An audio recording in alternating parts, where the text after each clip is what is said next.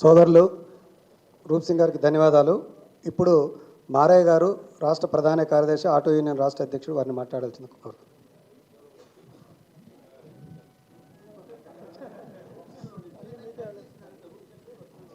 అన్ని విషయాలు అన్నం మాట్లాడు, మిగతా విషయాలు అన్నీ సార్ మాట్లాడుతాను, ఎక్కువ మాట్లాడా. జై తెలంగాణ, వర్ధిల్లాలి కార్మికుల ఐక్యత, వర్ధిల్లాలి కేసీఆర్ గారి నాయకత్వం, వర్ధిల్లాలి కేటీఆర్ గారి నాయకత్వం.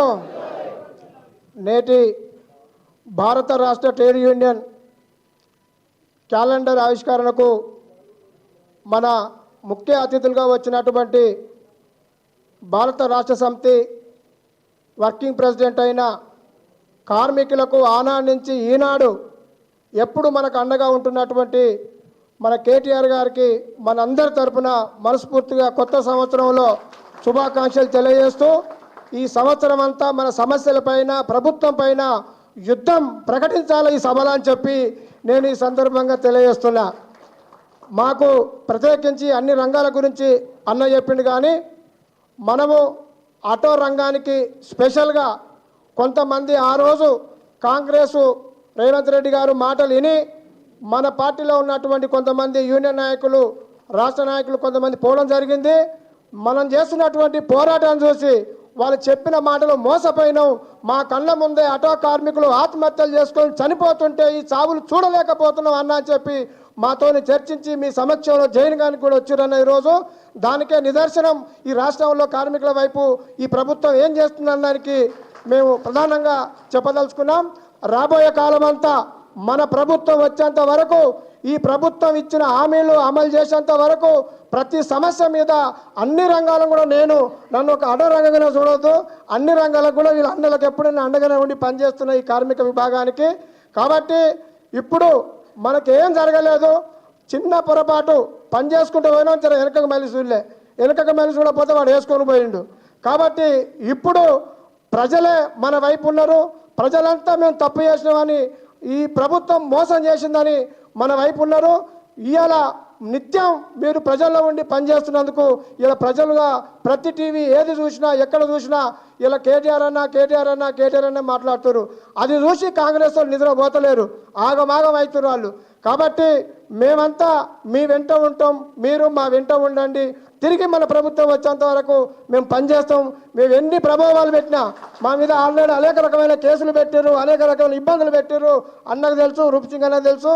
మనం సందర్భంగా కవితకు కూడా చెప్పినా మీకు టైం దొరకలే, చాలా ఇబ్బందులు పెట్టారు. అయినా ఎదుర్కొన్నాం. స్వయాన మంత్రులే ఫోన్ చేసి బెదిరించారు నన్ను. అయితే మేము చెలో అసెంబ్లీ పెడితే నా ఇంటికి పోయారు, హైదరాబాద్కి వచ్చారు, ఊరికి పోయారు. ఇది ఉమ్మడి రాష్ట్రంలో ఉద్యమంలో జరిగినటువంటి చర్యలు ఇప్పుడు జరుగుతున్నాయి. కాబట్టి మీరు నికాసుగా నిలబడి అలా మా వైపు నిలబడుతున్నందుకు ధన్యవాదాలు.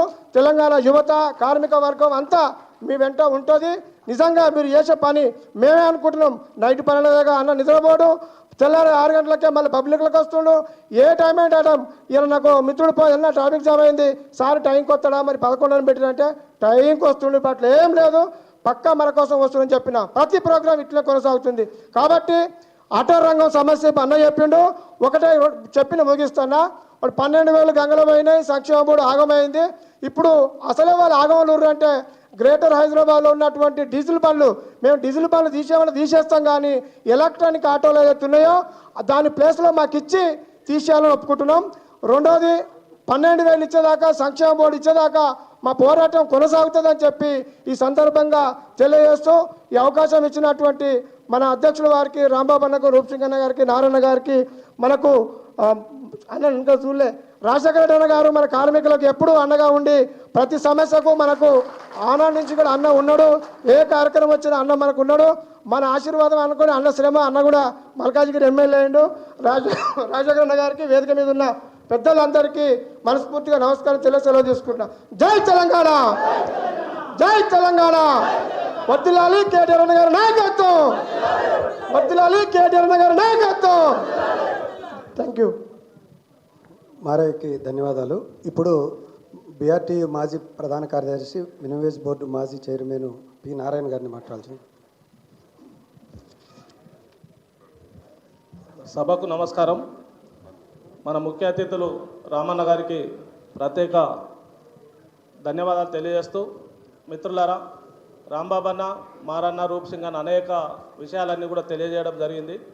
సమయం రీత్యా మనము గత గవర్నమెంటు కేసీఆర్ గారు, కేటీఆర్ గారు సఫాయి కార్మిక సలాం అని మున్సిపల్ కార్మికుల నుంచి సింగరేణి వరకు, అవుట్సోర్సింగ్ కార్మికుల నుంచి ప్రభుత్వ ఉద్యోగుల వరకు కంటికి రెప్పల కడుపులో పెట్టుకొని అందరికీ ఆ ప్రభుత్వమే ప్రభుత్వం, పెద్దగా ప్రభుత్వం మొత్తం కూడా కార్మిక పక్షపాతిగా, కార్మిక శ్రేయోభిలాషిగా కొనసాగినటువంటి ప్రభుత్వం బీఆర్ఎస్ ప్రభుత్వం.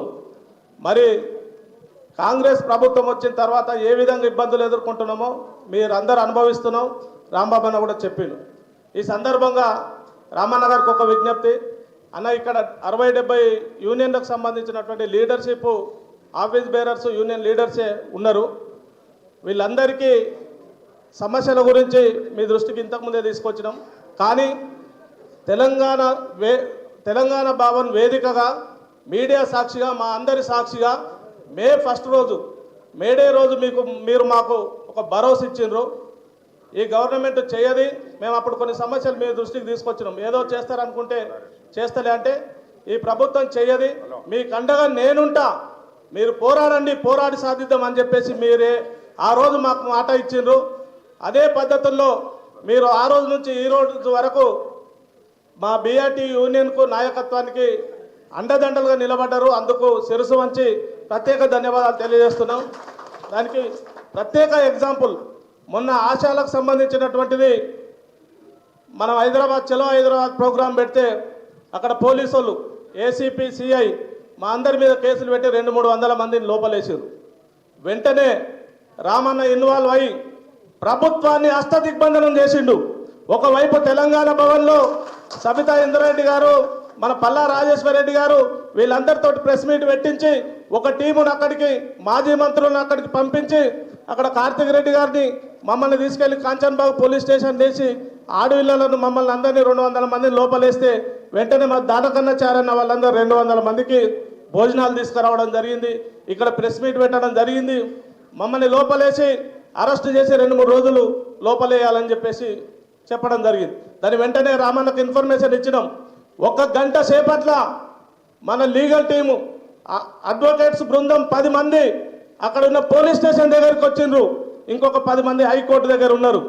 రామన్న చెప్పిన 1 అవర్లో మిమ్మల్ని అరెస్ట్ చేస్తే బెయిల్ తీసుకోవడానికి అక్కడ హైకోర్టు దగ్గర ఒక 10 మంది, మా దగ్గరకు ఒక 10 మంది వచ్చారు. దీన్ని బట్టి మనం అర్థం చేసుకోవాలి, పార్టీ మన రామన్న మనకు ఎంత అండదండలుగా ఉన్నాడు. మనం ఎవరం భయపడవలసినటువంటి అవసరం లేదు. ఆశాలు కానీ, ఆర్పీలు కానీ ఆ రకమైనటువంటి పోరాటాలు చేయాలని చెప్పే సందేశం ఇవ్వడం జరిగింది.